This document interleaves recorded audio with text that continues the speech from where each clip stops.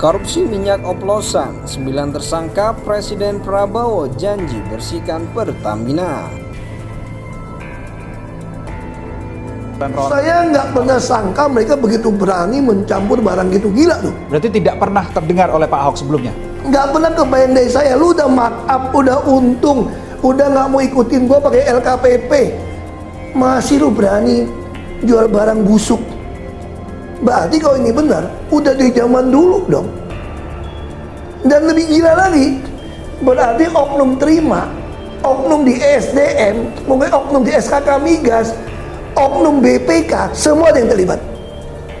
Oh, seluas itu dampaknya? Enggak mungkin dong, kamu beli barang masa nggak ketahuan? Oke. Nggak mungkin logikanya. Saya aja pengadaan begitu mahal ini bisa ketangkap kok lama-lama tuh. Tapi kerugiannya hampir 1 kuadriliun. Nah, Angka yang cukup besar. Saya kira bisa lebih dari itu kalau di zamannya Pertamina berdiri. Maksud saya ke Jagung, ini mohon maaf Pak, ke Jagung ya. Anda melakukan perhitungan kerugian timah, saya nggak main timah nih, sorry.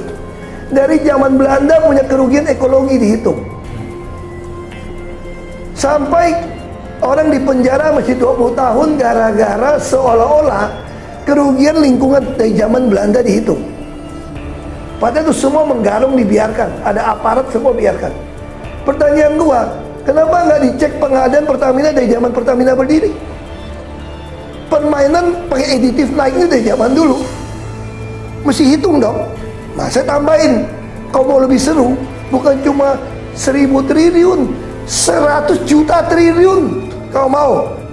Berarti pemainnya dari dalam Pertamina itu sendiri, dugaan Anda? Oh, bukan dari dalam sendiri. Saya kira libatkan banyak penguasa. Kalau nggak ada penguasa, nggak libatkan oknum aparat, mana bisa jalan gitu lama. Ini tudingan yang cukup serius loh Pak Ahok. Serius, nggak mungkin Anda nggak tahu. Kalau Anda mau tahu, cek saja aliran dana mereka. Kita menerima di terminal itu sudah dalam RON 90 dan RON 92, tidak ada proses perubahan RON. Tetapi yang ada untuk Pertamax kita tambahkan aditif. Jadi di situ ada proses penambahan aditif dan proses penambahan warna. Proses inilah yang memberikan keunggulan dan pembedaan dengan produk yang proses lain. Ini adalah proses injeksi blending. Proses blending ini adalah proses yang common dalam produksi minyak yang merupakan bahan cair. Nah, namanya ini bahan cair. Jadi memang pasti akan ada proses blending. Ketika kita menambahkan proses blending ini tujuannya adalah untuk meningkatkan value daripada produk tersebut. Jadi base fuel RON 92 ditambahkan aditif agar ada benefitnya, penambahan benefit untuk performansi daripada produk-produk ini. Sehingga pada saat kita menerima, itu pun kita baik dari dalam negeri maupun luar negeri, kita mempunyai lab, hasil uji lab before loading sama after loading dan before discharge sebelum kita bongkar. Setelah kita terima di terminal, itu pun di terminal juga melakukan rutin pengujian kualitas produk di terminal Pertamina. Nah, itu pun kita terus jaga sampai dengan ke SPBU. Sehingga izin kami menyampaikan, kami berkomitmen dan kami selalu berusaha memastikan bahwa yang dijual di SPBU untuk RON 92 adalah sesuai dengan RON 92. Yang RON 90 adalah sesuai dengan RON 90. Lagi diurus itu semua, ya? Lagi diurus semua. Oke. Kita bersihkan, kita tegakkan, kita akan pokoknya membela kepentingan rakyat. Seolah-olah nolong rakyat, tapi gue nyolong, tau nggak? Ya, nolong tapi nyolong. Nggak jalan dong, bisa gitu. Atau sekarang cara apa? Sekarang zaman nggak usah pakai mesin. Kalau lu masih ada pengadaan mesin, berarti lu mau nyolong nih. Ya. Kalau saya sekarang untuk Pemda, tarik parkir, pakai voucher aja semua. Tukang parkir over voucher, pakai HP. Nggak perlu mesin, voucher, selesai tau. Saya duga, jangan-jangan mau ganti pemain ini. Apa setoran kepada penguasa, oknum penguasa nggak kebagian gede. Sampai mau ribut kayak begini. Mau ganti pemain, siapa yang mau diganti, siapa yang mengganti? Aku nggak tahu. Apa motifnya mengganti? Ya mungkin setoran.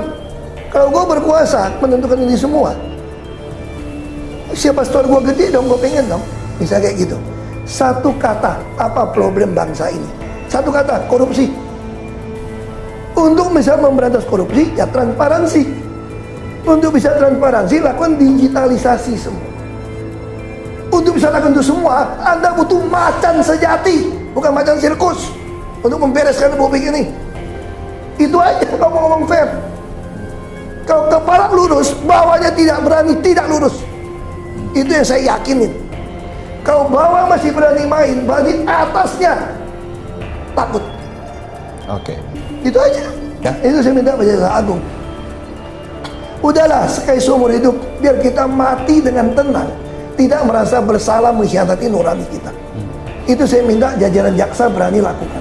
Supaya waktu Anda meninggal, Anda berani menghadap pencipta dengan senang.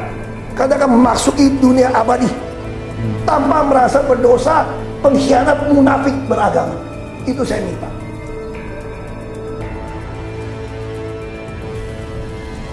Presiden Prabowo Subianto menegaskan bahwa pemerintah akan membersihkan tata kelola minyak di Indonesia dan menegakkan aturan demi kepentingan rakyat. Lagi diurus itu semua ya, lagi diurus semua. Oke, kami akan bersihkan, ujar Prabowo kepada wartawan usai acara peluncuran Bank Emas di The Gate Tower, Jakarta Pusat. Sebelumnya Direktur Penyidikan Jaksa Agung Muda Tindak Pidana Khusus Jampitsus Kejaksaan Agung Abdul Qohar mengumumkan 2 tersangka tambahan dalam kasus dugaan pengoplosan minyak RON 88 dengan RON 92 oleh PT Pertamina Putra Niaga. Dengan penetapan ini total tersangka dalam kasus korupsi minyak mentah dan produk kilang PT Pertamina telah mencapai 9 orang. Sebelumnya Kejaksaan Agung juga telah menetapkan 7 tersangka lain termasuk kasus dugaan korupsi. Ini mencakup rekayasa ekspor impor minyak mentah dan pengoplosan bahan bakar yang berpotensi merugikan konsumen dan negara.